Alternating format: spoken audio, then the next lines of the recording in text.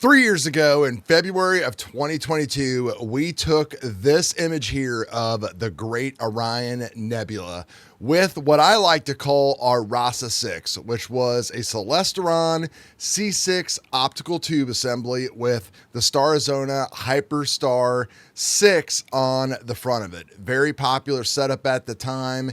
Amazing telescope, but very difficult to work with. This week, CELESTRON has made dreams come true with the pre-order announcement of an actual Rasa 6. We're going to make a video about that here in the future, but for right now, we are going to process this data using today's tools. I'm Chad, this is the Easy Astro Images channel, and we are going to play with some photons tonight. Yes, indeed. Rasa 6 is coming, and this is going to be a game-changing telescope, in my opinion. And I think right now, CELESTRON is positioned to deliver the Rasa that we all have always wanted and begged for at a very decent price. So we will get into that more after we process this data. Now, the data is going to be below for free in the link to the Google Drive. There's other data that you can use on the processing tutorials that we have here on the channel. And if you want to help support the channel, like, subscribe to the video, and we've got YouTube memberships down there where you can support my crazy ass at about $1 a month or more. If you are feeling super generous, which most of you are, and all my members, I totally appreciate. We are growing, so good to see. So let's get to this picture.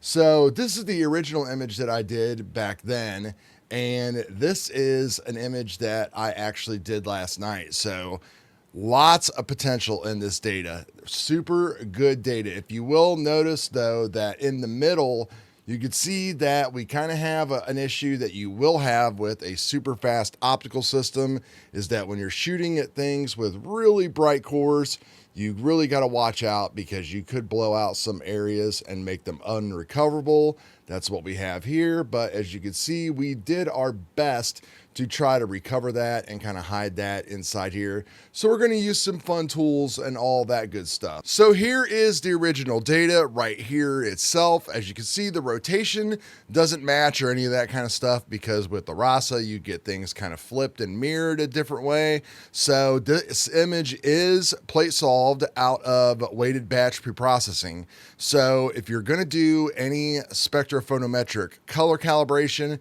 make sure you do that before you orient the image. I'm not going to do any of that in this type of scenario, but if you wanted a more traditional type of reddish type of image, pinkish colors with your Orion, then that is what you would want to do. But first thing what we'll do is we will go ahead and run some kind of a background extraction on this. You can use SETI Astro's tools, or you can use Graxpert. So we'll go ahead and just use Graxpert here. I know a lot of people just love using Graxpert, and we'll use it at its default settings.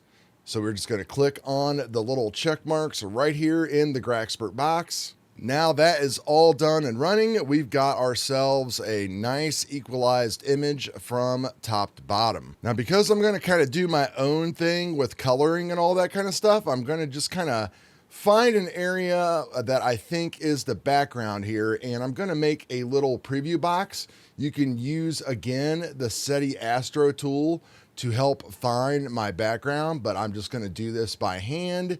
So we made ourselves a little preview box there. And then I'm going to go to Processes, Background Neutralization, and I am going to click the From Preview selection. That's going to pop us up a little box, and we are just going to go ahead and select on our little preview that we drew and click OK. And then we are just going to drag and drop this onto our image, and that will go ahead and neutralize our background for us. So now if we open up the screen transfer function, we can get rid of the screen stretch here. We can click on the little link here to link all of the color channels together, because this was shot with a 533 one-shot color camera. And now we can go ahead and hit the little stretch button, and we can give ourselves a stretch in the screen transfer function. At this point, we're going to do a little bit of work on our stars. Now, these are what I like to call hyperstar or Rasa stars.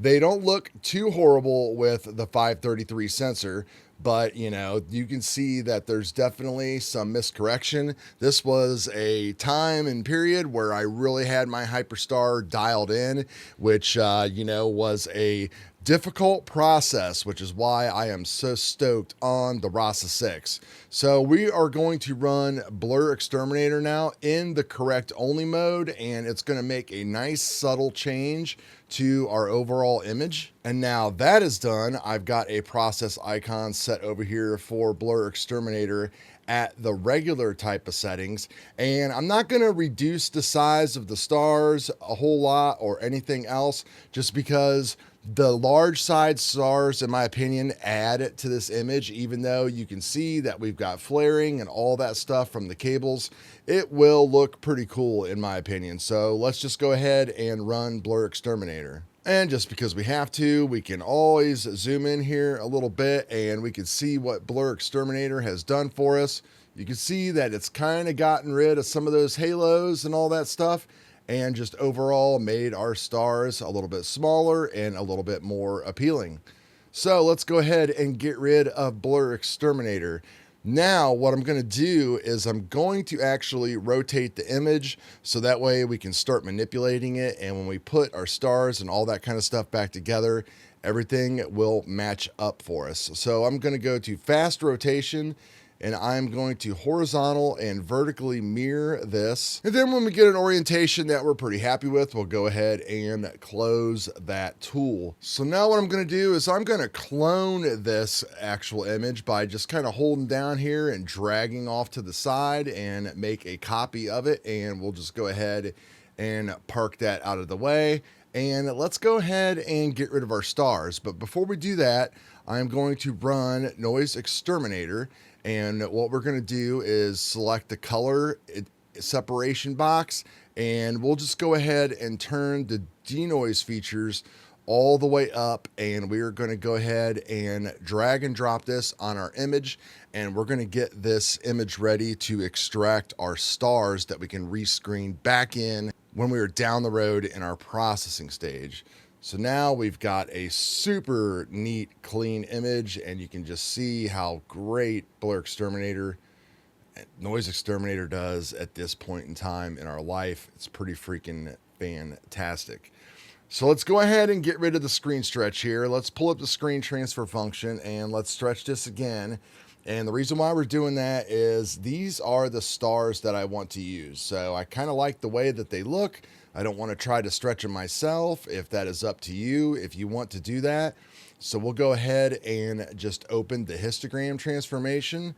And now we're going to do the little drag and drop thing where we're going to hold on to this icon and we are going to bring it right down here and we are going to drop it down here. And you'll see a little light curve kind of bend in like that right there. That means that you have done what you were supposed to do.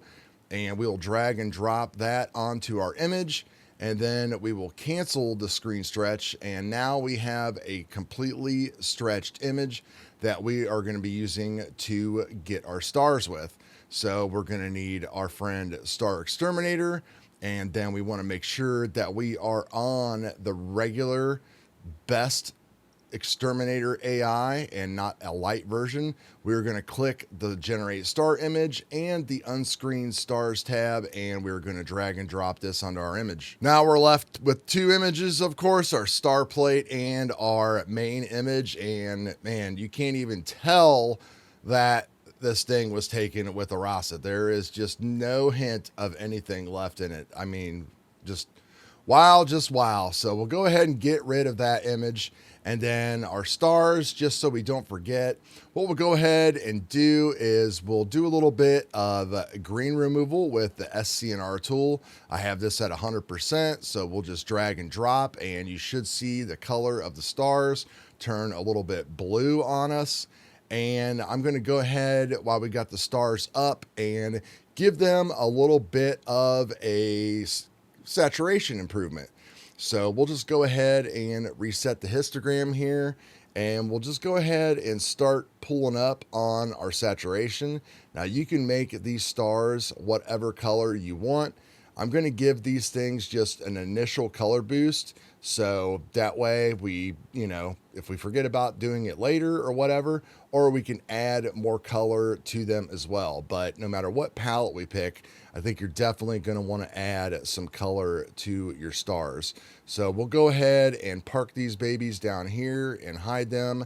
And now we will pull up the image that we cloned. And the first thing we need to do is we need to get rid of the stars again, so that way we can stretch this and do some noise reduction. So we'll go ahead and open Star Exterminator again, and I really need to reset this tool and save that, so that way we're all good. We don't need an image this time. All we want to do is just remove the stars. All right, stars are all gone, and before we go any further, again, I want to take a moment to recognize my 7 channel members now. Appreciate all you guys. And if you want to support us and help feed my dog and cats, there's a link to channel membership below at $1 a month. So let's get back to our image here. Let's stretch this thing. So we've got pretty good looking data. We haven't ran Noise Exterminator or nothing on this yet. So let's get this stretched. Now you can use any stretching tool that you want to. I found out with this data, I can push this stuff super hard because there is a lot of data in here, and no matter what you do, you're always going to blow out this core, and we're going to have to come back in and recover that ourselves. And I'm going to show you guys how to do all that. So let's go and open up the histogram transformation and open up a real-time preview and get rid of our auto stretch. We're going to grab the little mid-tone slider here and just start dragging and dropping it over and applying that stretch. And then we're going to click on the little cross down here to reset the tool. And then we are going to rinse and repeat a couple times. We can bring up our black point slider here and kind of correct that a little bit, so that way we know what we're looking at a little bit more. You can see that we're kind of above the 25% level here with the histogram, which is okay. So if you feel more comfortable, we can just kind of pull that down a little bit more where our channel peaks are kind of closely around there. And I'm just going to keep on stretching this a little bit. I don't mind being a little bit bigger and brighter on this image. So I think that looks good to me right there. Let's go ahead and get rid of that. And boom, there is our stretched image, super and ready to go. Now let's run some Noise Exterminator on this baby. We are going to do my little fancy thing where we just click. We'll go ahead and get rid of all of the color noise, and we'll leave a little bit of noise inside the image. This will be super faint salt and pepper noise that you will have to like really zoom in to look at. So we're going to go ahead and change the number of iterations all the way up to 5. So that way, basically what Noise Exterminator will do is it will do this 5 times instead of trying to get rid of the noise all at once, which will yield us a lot better and smoother results. I found that you don't need to do this for most images, but when you've got an image that's got just crazy good data and signal, like Ryan does here, because it was taken with a super fast scope and it's a super bright target with a lot going on, then this works out just fine. So there we go. There's our image. Everything is looking totally sweet. We've just got detail after detail after detail. I absolutely love it. So the image itself is looking a little bit green. So I'm going to go ahead and we're going to go ahead and open the SCR tool, and we've got the green set to 100%, and we'll drag and drop that. And that's going to kind of wash everything out a little bit. Now you can see the color that we're getting out of this. So this is a more brownish, bluish type of image because we didn't do an actual real type of calibration on this, and then we took out the green. Again, if you wanted your image more of a traditional with the pinks and the purples and stuff, you can go ahead and do that kind of color calibration. The other cool thing that you could do is if you have the SETI Astro tools, is you can go to Script, SETI Astro, and you can go to the perfect palette picker. Now this is a super fun tool to play with because what you can do is you can literally just go ahead and make images on demand. So we shot this thing with a one-shot color HA03 dual filter. So if you see that right here, and what we'll do is we'll go ahead and just click on that and click on create palettes.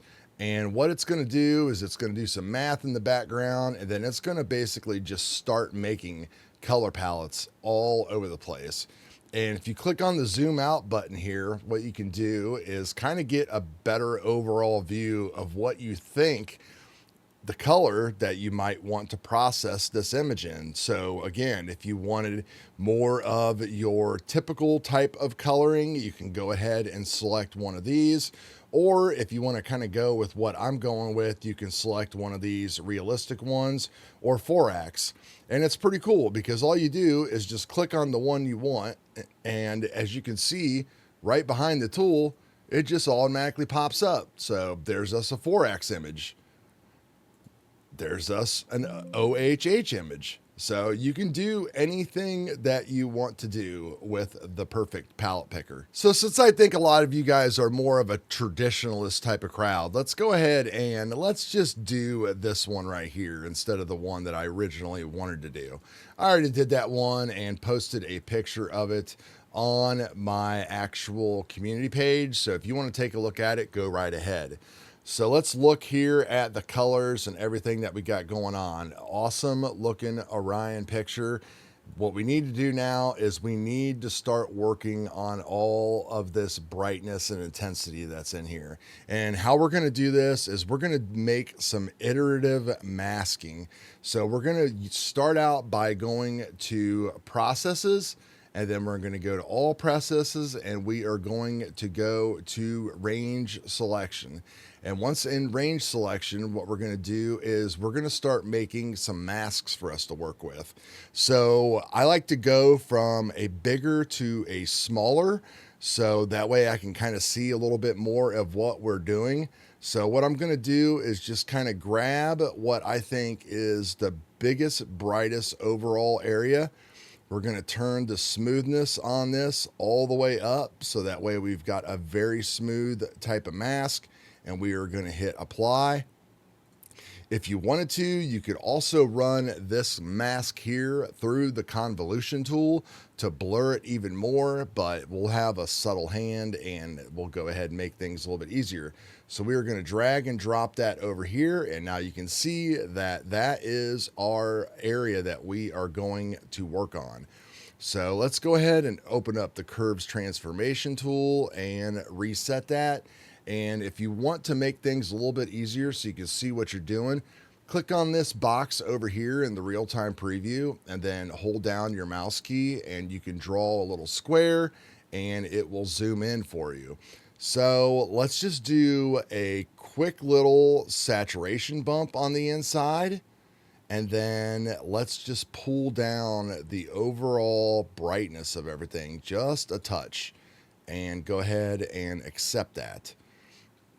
And now take a look back at your image and make sure that you're not causing any overall damage to the brightness or anything, because we're only masking a certain area. So you want to have a really good definition between everything. So if you start pulling down too much, you can see how we're going to darken where the mask and all that was. So while I got this all zoomed out just a little bit, I'm just going to go ahead and pull down again on the overall, and I'm going to click on the little S, and I am going to add a little bit more saturation back into this. And again, this is like an iterative process here. You don't want to try to do all this at once, or you're not going to get the results that you're looking for. So we've kind of come this far. Let's go ahead and take our mask now and invert it.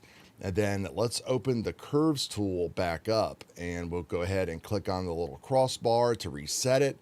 And now we're going to work on the rest of the image. So we're going to give the rest of the image just a touch of saturation boost. And then we're going to give it just a touch more of brightness to kind of equalize everything else out. So we're going to do this a few more times, but we're going to just keep stepping everything down. So that's all done. We can get rid of this mask. And now let's do this all over again, but we are going to make ourselves a smaller mask. So we'll go back into the range selection tool and click on real-time preview. And as long as you didn't reset the tool or anything, all you got to do now is just drag this slider over a little bit more. And now we are going to make an even smaller mask. Probably could have went a little bit further than I did right there, but I really want to try to make this look freaking super nice. And then we'll just park that mask down there and go back into the curves tool again.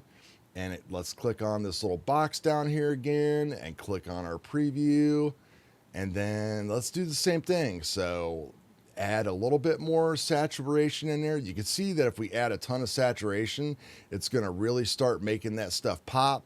But we don't want it to just dominate the rest of the actual image because we're working on just a masked area. So let's go ahead and pull down a little bit here and accept that. Take a look back again at our overall image.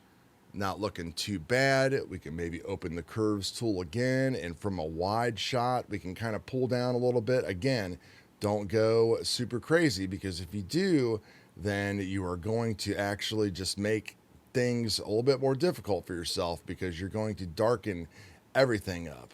Once again, invert the mask, go back into the curves transformation tool and go ahead and reset it and link everything.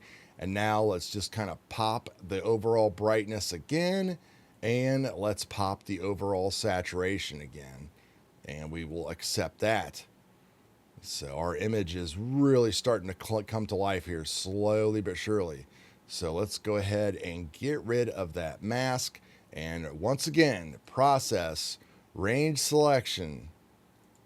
Let's make ourselves an even smaller mask this time. So let's go really small, about right there. This could be the last one that we work with. We'll see how things look. So this here is going to maybe affect things a little bit more harshly than I would like. So I'm going to go to processes, all processes, and then we are going to find convolution.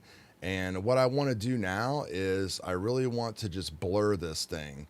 So we'll go ahead and go with that right there.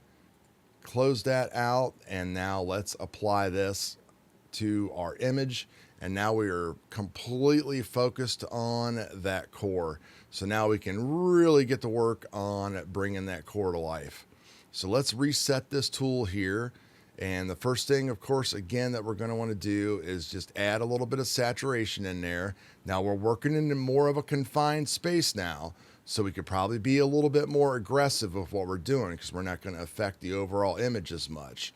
So let's give this thing a couple bumps up of saturation, which is going to override that white a little bit. Let's go ahead and apply that, and let's go back to the white, and now let's kind of pull down the overall intensity inside there. And you can see that we're starting to reveal all of those hidden details in there. We're never going to completely recapture all of that core that's in there, but we are going to try. So we're just going to keep on doing this over and over until we get the amount of detail that we want without sacrificing anything else. We can go back in and play the game and add a little bit more saturation. And you can see that, we've got some brighter blues in here than we do on the outside, and that's okay for now. We can definitely work on that later if you want all of your colors to kind of be equalized. So I think maybe one more drag down of the box here is about all that we are going to get away with. So let's go ahead and leave that. All right, I'm loving that. Looks good. So let's go ahead and go back to our mask and invert our mask. And now let's go back into curves transformation again, and let's try to work on the rest of this image. So let's go ahead, and the first thing is to add some more overall saturation to everything. Man, look at those reds really pop around everywhere. Wow, that looks totally cool. So let's do that. And then let's actually be a little bit more careful with what's going on in the background here. So we've got background data pretty much everywhere now. And, you know, because the color palette and everything that we picked, it looks pretty freaking cool.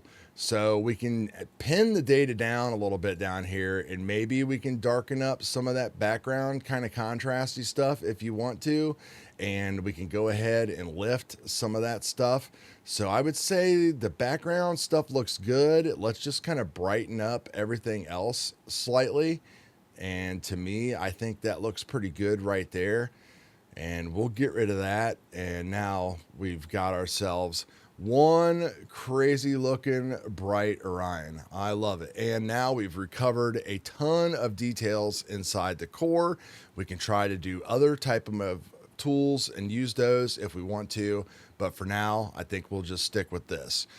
Now the next tool we're going to use is something that is super ultra heavy handed, but man, it really does just kind of just blow your mind. We're going to go to processes, all processes, and we are going to go to local histogram equalization. Now this is going to start at default settings of a 64, and we hit the real-time preview, and everything is just going to look nuts. Now typically you're going to have to dial this slider right here of the kernel radius in, and you'll see your image start to change as far as like what it is doing with the actual contrast enhancements. And now this is going to be kind of up to you. You know, it's really going to just kind of blow everything apart, and you can't get away with this with every image. But for me, like, I am just loving what it's doing to this image. For some reason, I could care less if it's right or wrong. It's my image, it's my art, and that's the way I like it. So we are going to go ahead and just accept this full load of local histogram equalization, and we'll get rid of that. And boom. I mean, look at this freaking image. It's looking just totally killer. So one thing we need to do though before things get out of control is we need to go ahead and denoise this again. So we'll click on noise exterminator, and let's go ahead and raise our levels of color and denoise all the way, and let's drag and drop that. And then right there, just kind of went ahead and cleaned everything up that we have went ahead and added into this image. So man, this color palette is so wild. That is for sure. You can just, it doesn't even look like the Orion. I mean, there's all kinds of stuff that's going on, and we've got things that are just colors that just shouldn't be there. And it's a totally different and fresh look on this image. That's for sure.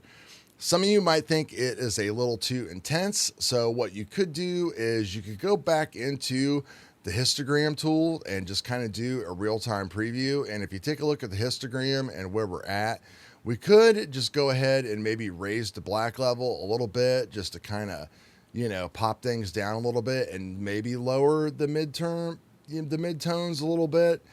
So that way we've got a little bit less going on in the background and a little bit more going on in the foreground. It's kind of up to you. So I'll just go ahead and play with it just to show you that you can. And I'm liking the way that that looks. Not so sure now about the color palette, but the way that it is, again, it's different and it kind of is what it is. Let's just go ahead and play with our stars and add those back in now just to see what that does to the image, because when you add your stars back in, it can totally change everything. So we are going to go to script, and we are going to go down to toolbox, utilities, and click on the image blend script. That's going to open up our image blending script here, and we are going to select our final OHH up here, and then we are going to select our stars down here. And right now we are in the screen mode, which is where we want to be.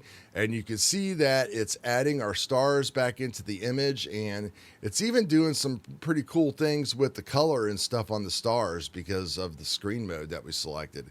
Now you can do things like adjust the opacity slider here, which will change the, you know, like how bright your stars are.